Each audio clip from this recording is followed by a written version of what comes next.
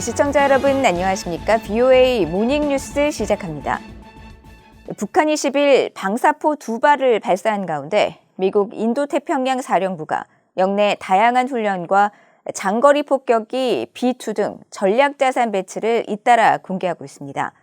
자유롭고 열린 인도태평양 지역을 위한 목적이라고 밝혔는데 북한의 7차 핵실험 움직임과 타이완에 대한 중국의 도발적 언사가 점증하는 가운데 이뤄져 주목됩니다. 첫 소식 조상진 기자가 보도합니다. 미국 공군의 장거리 폭격기 B2 스피릿이 2년 만에 인도태평양 작전 지역에 배치됐습니다. 미국 태평양 공군은 10일 보도자료를 통해 미주리주 화이트맨 공군기지 제509 폭격비행단 소속 B2 스피릿 폭격기들이 태평양 공군 폭격기 기동부대 임무 수행을 위해 10일 호주 엠벌리 공군기지에 배치됐다고 밝혔습니다. 제393 원정 폭격비행대대장인 앤드류 쿠스가드 중령은 보도자료에서 이번 B2 폭격기의 호주 배치는 장거리 침투 전력의 대비태세와 치명성을 입증하고 강화하는 것이라고 말했습니다. B2 폭격기는 B-52H 등과 함께 미국의 주요 장거리 폭격기 중 하나로 대륙간 탄도미사일 ICBM, 전략 핵잠수함과 함께 미국의 3대 핵전력으로 꼽히며 B2 폭격기가 인도태평양 사령부의 작전 지역 내에 배치된 것은 지난 2020년 8월 이후 약 2년 만입니다. 미국 태평양 공군은 이번에 배치된 B2 스피릿은 폭격기 기동부대 순환 배치의 일환으로 동맹국들과 함께 자유롭고 열린 인도태평양 영내 안보를 위해 훈련과 전략 억제 임무를 수행할 것이라고 설명했습니다.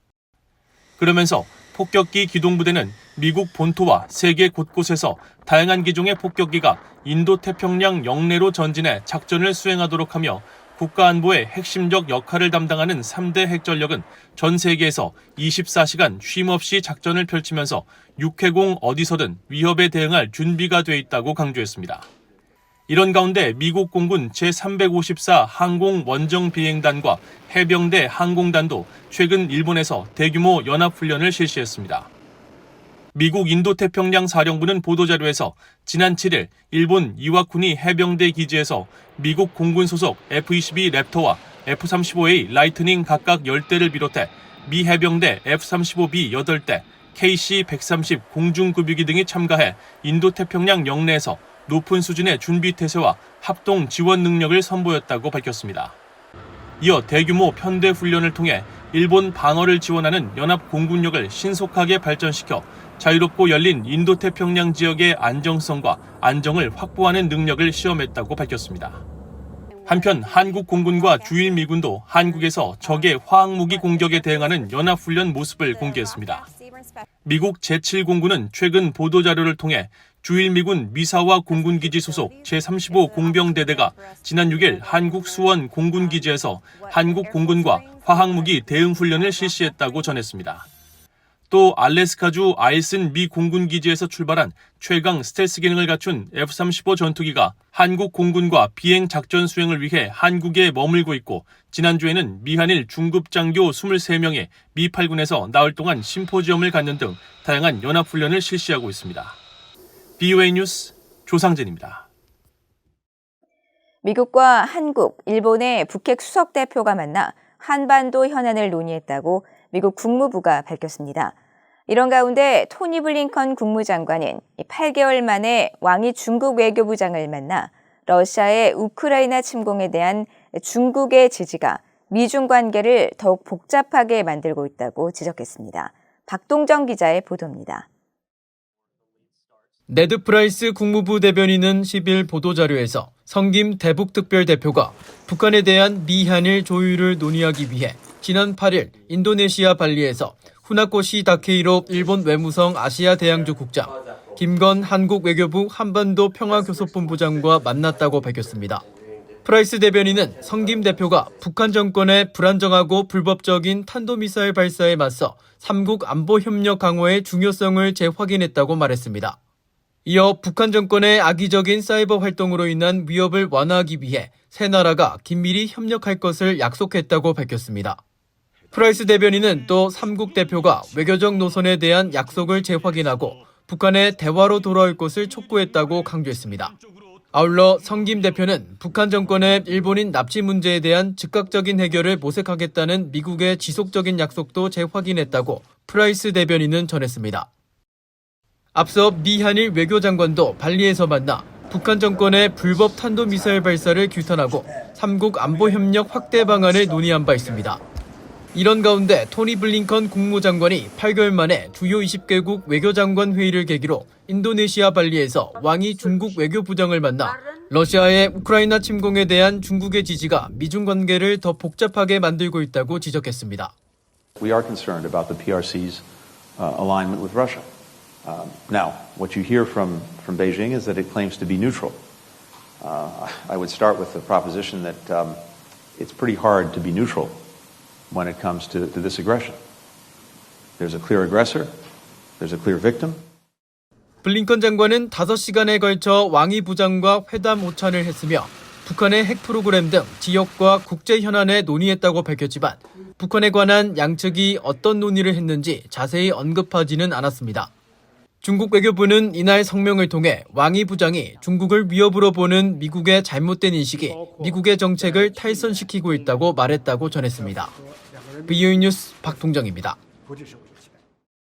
북한 주민들의 인권 보장이 미국의 대북 정책 우선과 핵심이 돼야 하며 북한 인권 문제를 따로 분리해서 다루는 게 아니라 북핵 문제와 연계시켜 하나로 다뤄야 한다고 한국계 영김 연방하원 의원이 말했습니다. 영김 의원은 9일 서울에서 열린 2022 한반도 DMZ 국제평화 심포지엄 연설에서 이같이 말하고 북한이 자국민의 인권을 보장할 정도로 책임감 있는 나라가 될 것이란 확신이 없다면 어떻게 자기들의 생존을 위해 핵무기가 꼭 필요하다고 믿는 북한 정권이 스스로 핵무기 프로그램을 포기할 것으로 기대할 수 있겠냐고 반문했습니다. 그러면서 믿을 수 없는 중재로 받아낸 구속력 없고 또 검증할 수 없는 북한 정권과의 약속을 위해서 수많은 북한 주민들의 고통을 모르는 채 한다면 우리는 안보와 민주주의 정신까지 둘 다 한꺼번에 잃는 결과를 초래할 것이라며 미한동맹은 북한의 끔찍한 인권 유린 실태를 문제 삼아야 한다고 강조했습니다.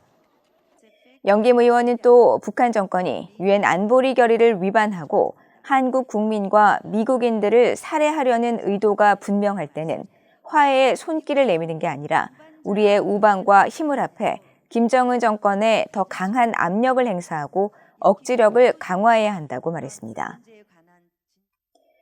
필립 골드버그 신임 주한미국 대사가 10일 한국에 도착했습니다. 지난 5월 초 미국 의회 인준을 통과한 지 2달여 만으로 이로써 약 1년 6개월간 이어져 온 주한미국 대사의 공백 상황이 해소됐습니다.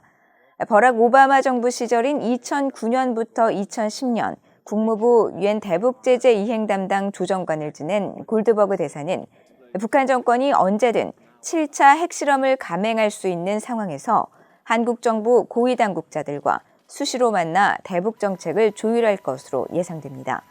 또 조 바이든 대통령과 윤석열 대통령이 미한 동맹을 포괄적 전략 동맹으로 업그레이드한 데 맞춰 양국 관계 최일선에서 기존의 군사 동맹을 더 굳건히 하고 동맹의 범위를 경제 안보 등으로 확장하는 데도 힘을 쏟을 것으로 보입니다. 골드버그 대사는 인천공항을 통해 한국에 들어오면서 기자들과 만나 우리는 글로벌 파트너로서 또 동맹으로서 양국 국민에게 더 많은 번영과 안보를 제공하기 위해 함께 많은 일을 할 수 있다고 강조했습니다. 8일 총격으로 사망한 아베 신조 전 일본 총리에 대해 워싱턴에서는 미일 동맹을 한층 격상시킨 외교 총리였다는 평가가 나옵니다. 전문가들은 그가 남긴 가장 큰 유산으로 자유롭고 열린 인도태평양 비전을 꼽았습니다. 박승혁 기자의 보도입니다. 미일 관계 전문가인 제임스 쇼프 사사카와 평화재단 연구위원은 미국이 아시아 지역에서 구상했던 협력의 네트워크를 실현해낸 것이 아베 총리라고 말했습니다. This idea of networking alliances that is something the U.S. had always hoped could happen. I think he made it happen more than others, and the concept of the free and open Indo-Pacific that the U.S. certainly embraced. And 쇼프 연구위원은 아베 총리가 열린 바다라는 긍정적 비전을 제시해 민주진영 국가들이 서로 협력하고 법 기반 질서를 옹호하도록 이끌었다고 설명했습니다. 타츠미 유키 스팀슨 센터 연구위원은 아베 총리의 추진력이 미국, 일본, 호주, 인도의 4자 협력체 쿼드를 탄생시켰다며 일본의 위상도 올라갔다고 말했습니다. He really put Japan in the international map as the incredibly strong advocate for liberal international order. 제임스 줌월트 미국 일본 협회 이사장은 아베 총리가 미국과 일본 간 화해의 정점을 찍은 인물이라고 평가했습니다. President Obama went to Hiroshima and participated in ceremonies, memorializing all those civilians who were killed. And then he came to Pearl Harbor again with President Obama and 또 총리 시절 일본인 납북자들의 문제를 계속 이슈화해서 북한 정권의 인권 탄압을 지속적으로 제기했다는 점도 업적으로 꼽았습니다. 하지만 한국과의 관계는 약점으로 지목됐습니다.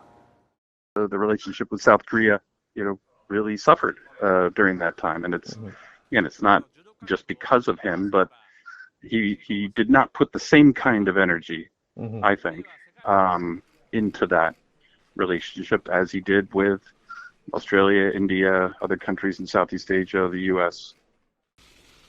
아베 전 총리는 또 북한 김정은 국무위원장과 조건 없이 만나 대화하겠다는 의지를 여러 번 밝혔지만 북한의 거부로 뜻을 이루지 못했습니다. 전문가들은 아베 전 총리가 제시한 자유롭고 열린 인도태평양 전략을 미국과 동맹국들이 이어갈 것이라고 전망했습니다. VOA 뉴스 박승혁입니다. 한국 정부가 유엔 인권이사회에 새 유엔 북한 인권 특별 보고관 임명을 환영한다고 밝혔습니다. 한국 외교부는 9일 발표한 대변인 논평에서 페루 출신의 엘리자베트 실비아 살몬 가리테 유엔 인권이사회 자문위원회 의장이 신임 북한 인권 특별 보고관으로 임명된 것을 환영한다며 정부 차원의 협력 의지를 밝혔습니다.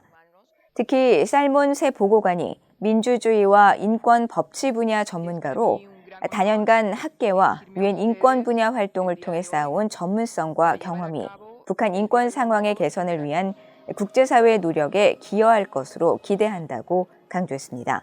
한국 외교부는 그러면서 정부는 특별 보고관의 활동에 적극 협력하는 등 국제사회와의 긴밀한 공조하에 북한 인권 상황의 개선을 위한 노력을 지속 경주해 나갈 예정이라고 밝혔습니다. 살몬 새 보고관은 다음 달 1일부터 공식 임기를 시작하며 매년 유엔 인권이사회 결의를 통해 최장 6년까지 임무를 수행합니다. 한국의 북한 인권단체인 북한인권정보센터가 지난 2019년 발생한 탈북어민 북송 사건과 관련해 전임 문재인 정부의 관련 책임자들을 검찰에 고발하겠다고 밝혔습니다. 북한인권정보센터는 11일 보도자료를 통해 정의용 전 청와대 국가안보실장 등 8명의 관련자들을 직권남용과 직무유기, 불법 체포와 감금, 범인 도피, 증거인멸 등의 혐의로 12일 서울중앙지검에 고발할 것이라고 밝혔습니다. 센터 측이 공개한 고발장에 따르면 정의용 전 실장을 비롯해 서훈 전 국정원장, 김현철 전 통일부 장관, 김유근, 김현종 전 청와대 국가안보실 1, 2차장 등이 포함됐습니다. 이 단체는 탈북 선원들이 귀순 의사를 밝혔음에도 제대로 된 조사 없이 닷새 만에 위법한 강제 송환을 결정했으며 이는 한국의 사법권을 포기한 주권 침해이자 인권 침해라고 고발 이유를 설명했습니다. 탈북어민 북송 사건은 지난 2019년 11월 북한 선원 2명이 동료 선원 16명을 살해하고 탈북해 귀순 의사를 밝혔지만 당시 문재인 정부가 이들을 판문점을 통해 추방한 사건으로 최근 국정원은 이 사건과 관련해 다시 합동조사를 강제 조기 종료시킨 혐의 등으로 서훈 전 국정원장을 고발한 바 있습니다. 이상으로 BOA 모닝뉴스를 모두 마칩니다. 시청해주신 여러분 고맙습니다.